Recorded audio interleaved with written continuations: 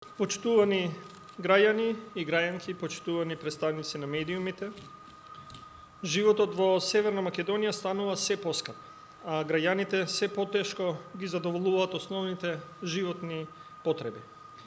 Индексот на трошоците на живот во јануари 2025 година во однос на истиот месец минатата година бележи зголемување од 4,9%, додека индексот на цените на мало пораснале за цели 5,2%. Цените на основните прехранбени производи растат без контрола, а семејните буџети се под постојан притисок. Но тоа не е се. Граѓаните веќе плаќаат и повисоки сметки за струја. Само во јануари тие се зголемија за 20%, 20 до 30%, што представува уште еден тежок удар врз животниот стандард.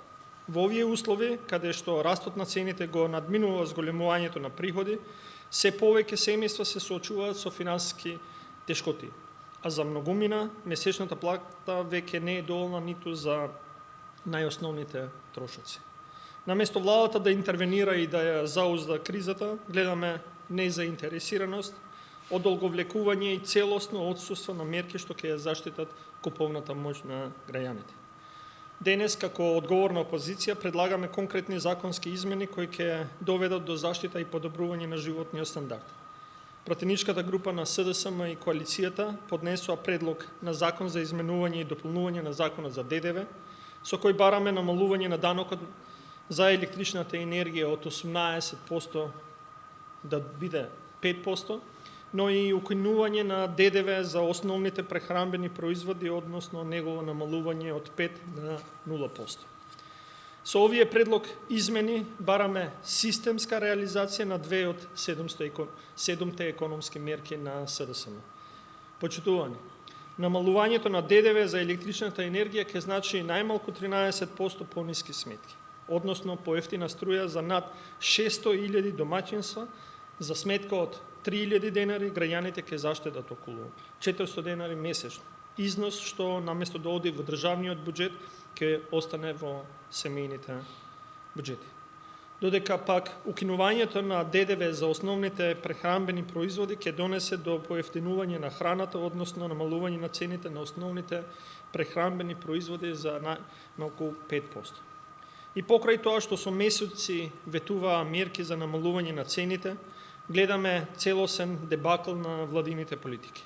Така наречените антикризни празнични кошнички доживеаја фиаско. Најавеното замрзнување на маржите се уште не е донесено. Додека владата реагира за цените на храната, граѓаните почнаа да плаќаат и повеќе за струја. Се формираше Министерството за енергетика, но минатата година тоа реализираше само 50% од планираните капитални инвестиции. Домашното производство на енергија не расте, што не прави уште позависни од скап увоз.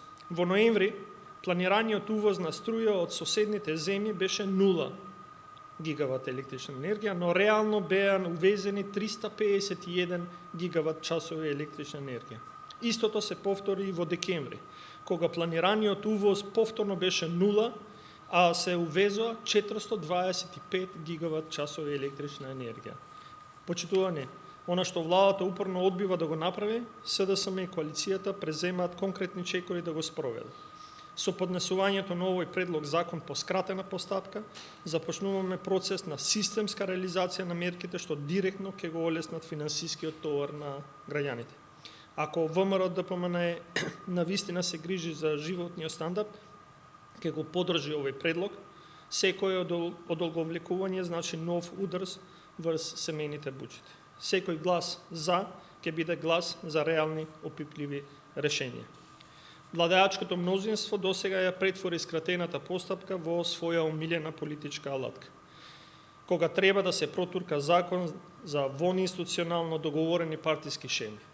Но денес, за прв пат, им се дава можност да ја искористат оваа брза трака за нешто што навистина ќе го почувствуваат сите граѓани, за пониски сметки за струја и поевтина храна. Ви благодарам.